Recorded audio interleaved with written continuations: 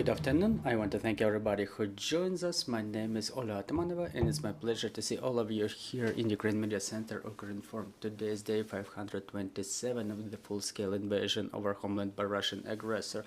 And now we will be talking about the situation on the water and around. Joining us in this studio is Oleksandr Khorunzhyy, press officer of the State Emergency Service.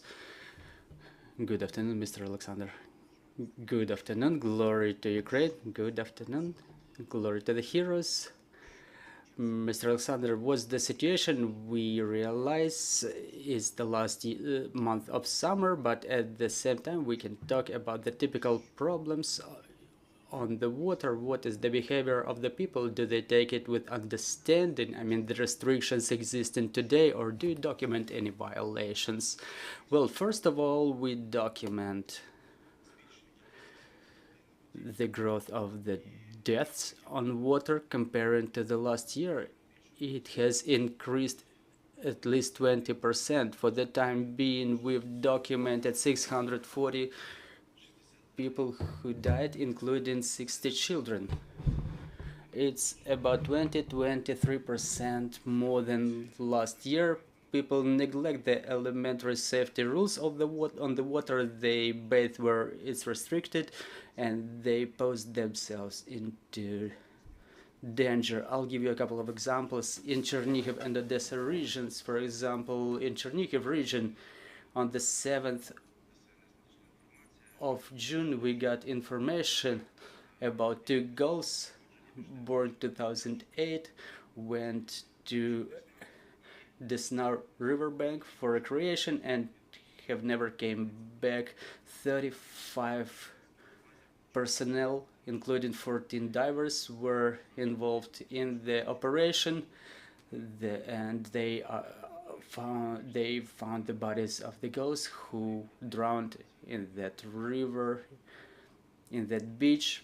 So the investigation is still underway, but the preliminary conclusion is they have drowned due to improper behavior on the water. In the same situation in Odessa region, a man has taken a dive and disappeared under the water surface. We got a call. We've searched the shoreline. The divers found the body on the riverbed in Ismail in Odessa region.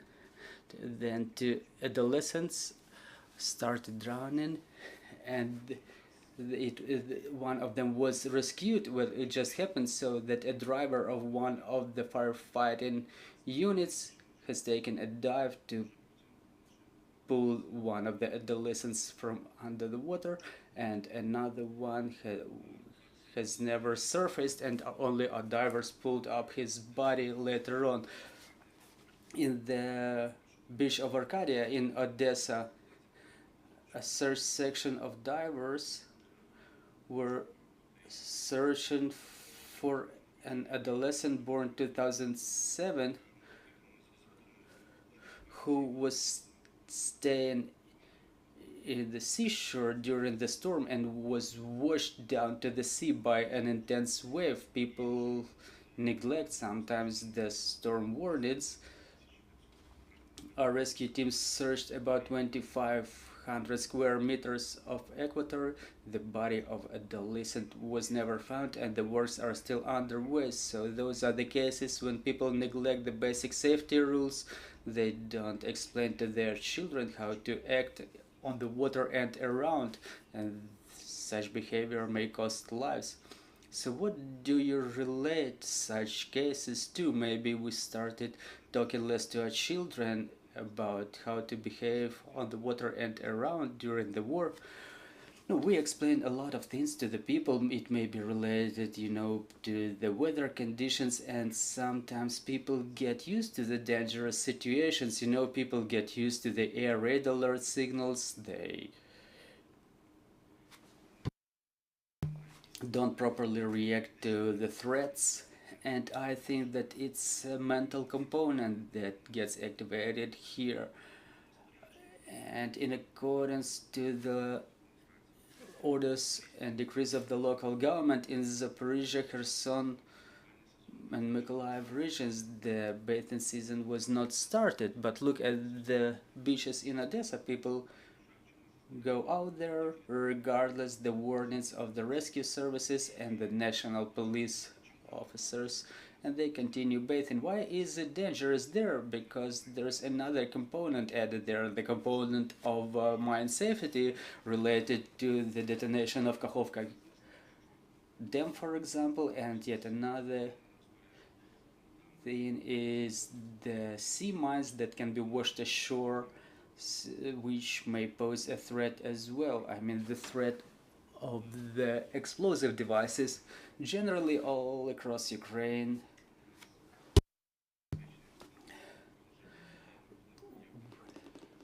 We have 265 places equipped for bathing near the water reservoirs, including the beaches. I will tell you just in brief where do we advise to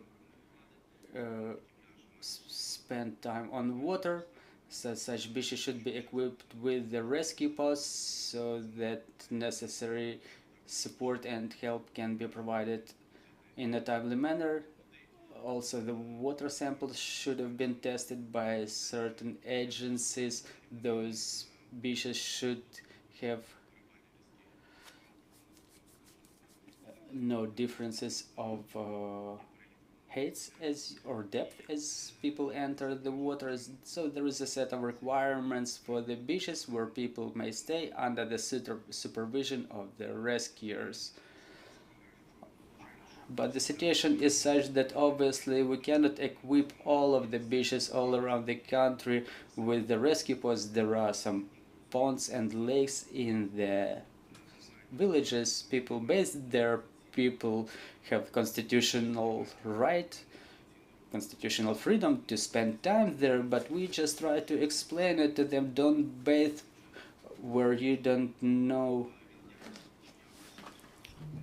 what the bottom looks like.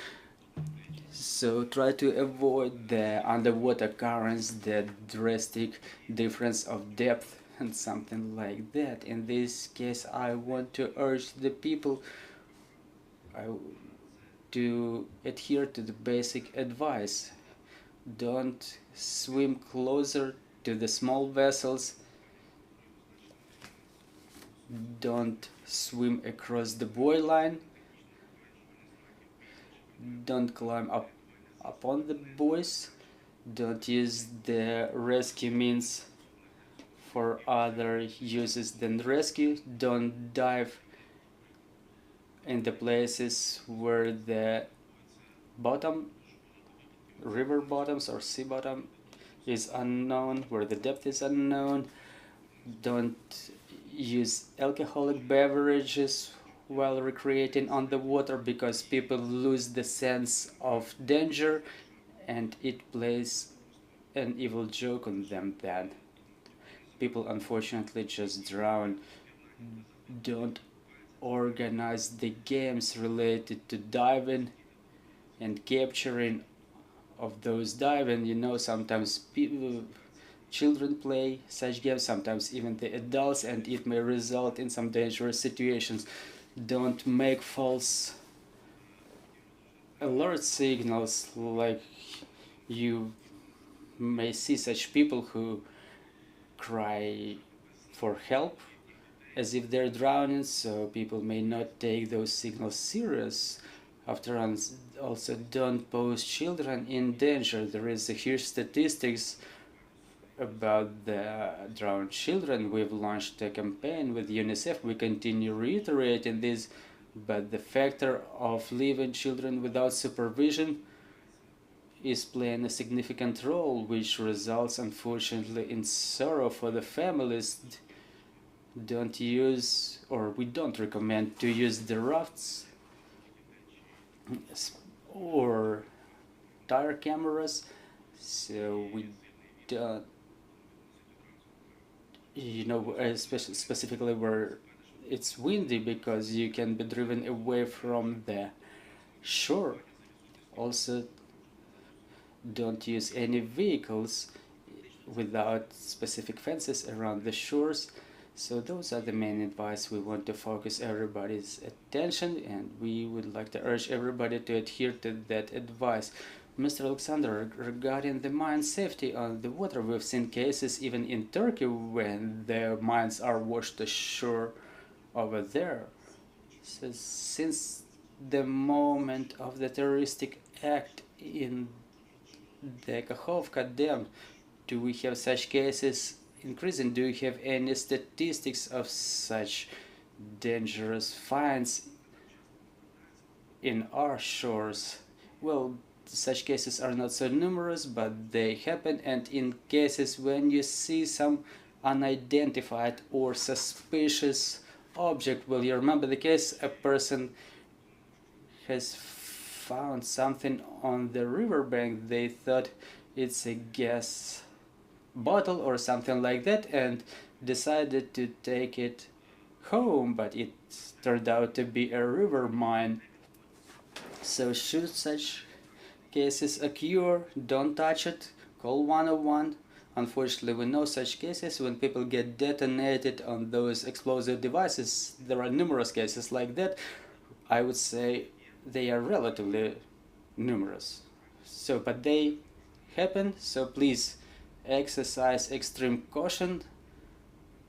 And I want to emphasize again, the bathing season was not opened in Odessa region, for example. Yet another challenge that may be posed by high temperature is fire in forests. What is the situation with fires in this regard? Well, we have an extraordinary level of fire threat in a number of regions, which means that in the forests, in the fields, any spark, any scintilla, any cigarette butt may result in a large-scale fire. We see those fires occurring in European countries. For example, in Greece there was a large-scale fire and no one knows what was the source of that fire. But look, even the glass bottle which ends up under direct sunlight may work as a lens. It may result in ignition of dry grass or other combustible materials. Well, it depends on the high temperature and dry weather. They assist to the eruption of fire on the small areas, and in case of windy weather, the consequences may be catastrophic. And I emphasize it results in death of both flora and fauna, and our rescuers from the sites of putting out of such fires, and they mostly occur in the southern regions of our country, in Mykolaiv, Odessa region, Kherson region, Zaporizhia. So our rescuers, they send us the pictures of dead hedgehogs, nestling birds, all those animals, I don't know, the hares, they unfortunately fire as a result of ignition and smoke. I'll give you a short statistics. The number of fires since the beginning of the year is 11,000, and the area of such fires in ecosystems is more than 9,000 hectares. Just within last day, we had to engage 242 personnel and 60 units of material to put out the fire within the last day, and it's not the highest indicator. The most of the personnel is engaged during the weekends, so I want to emphasize again the basic fire safety rules. First of all, please don't burn out the dry grass. You know, this situation when people say that as you burn the dry grass, it increases the fertility of the land. That's not true. That has already been proven. But people unfortunately still keep on doing this. We document such cases of burning, and people cannot control the spreading of fire, which may in its turn result in large-scale fire. At the highest level of fire safety, people are prohibited from visiting the forest. People have to understand it, because even if a vehicle enters a forest, it may produce a spark, its engine may produce a spark, or its exhaust system may produce a spark, which may result in ignition of dry grass, and then the fire may be caught by the trees, and the fire is spreading extremely quickly, specifically in the fir forests. Thank you very much. I cannot help but asking about the latest works of the rescue services related to the massive strikes that aggressor country continues to inflict upon us. The latest days were mostly difficult for Odessa, Kherson, Sumy, Dnipropetrovsk regions. What is the situation over there? What was done? What are the consequences of what's going on with the missile strikes and artillery shellings? Well, I think this week we will count, including the weekend, the number of shellings and strikes, but I have to say the last week was very difficult for our rescuers. We've documented about 500 shellings by the enemy. You're absolutely right that the situation is the most complicated in Dnipropetrovsk, Odessa, Kherson regions, just like always, Kherson region, Sumy region. The enemy uses artillery fire and UAVs in intense manner. Kharkiv region is under constant shelling, so the rescuers are in jeopardy too. There was a case when the rescuers were putting out the fire in the city of Kherson. The fire erupted in the Svato-Katerinsky Cathedral, and the rescuers, those who are the first responders to put out the fire and mitigate the consequences, to clear out debris, they rescue people. Again, there was yet another shelling, and 7 people were injured, including 4 rescuers plus 2 vehicles of state emergency service were damaged. Well, since the beginning of the war, the enemy continues shell and rescue units. They neglect any conventions, Geneva Convention, because in fact the rescuers are those who are protected by those conventions, but Russians, they don't really care about those conventions. They continue doing their dirty business. We don't have weapons. We don't carry weapons, we have nothing to respond with. We continue our work because this situation requires work like this from us. This is our obligation, our duty to rescue people and to put out fires. So, based on what we see, this is the natural tactics of the Russians to inflict repeated strikes with understanding that the rescue teams are about to arrive along with other first responders to clear the debris and to put out the fires. So what are the means that and measures that you use to save the people? Well, I don't really understand it when the firefighters are being shelled. Firefighting units, people call them heroes without weapons. But yet another thing is a fire in a cathedral. What kind of military threat may it pose? Why do they shell the cathedral? Why do they strike the cathedrals? We asked this question ourselves multiple times, and we still cannot find any answer to that. It's a difficult situation when we lose people, when we even have injured. How do we protect them? Obviously, in every region we have people using the personal protective equipment. We've replaced our firefighting helmets with the military helmets, with the armor helmets. We carry personal body armor with high level of protection, but they cannot provide a 100% guarantee, 100% protection against mortar bombs or artillery shells. Our pyrotechnics work using heavy suits where they can work. They have specialized vehicles, and there are certain methods that we use for working during air raid alerts and during other threats. But it doesn't always happen so specifically where there is direct artillery fire. It doesn't always happen so that we know where the projectile, enemy projectile would be incoming or not. When we have to put out the fire or rescue people just now, so it doesn't spread across any residential areas. So we take all the necessary efforts to save our personnel, but there are duties we have to fulfill. Thank you very much. Thank you for your work. Thank you for joining our broadcast.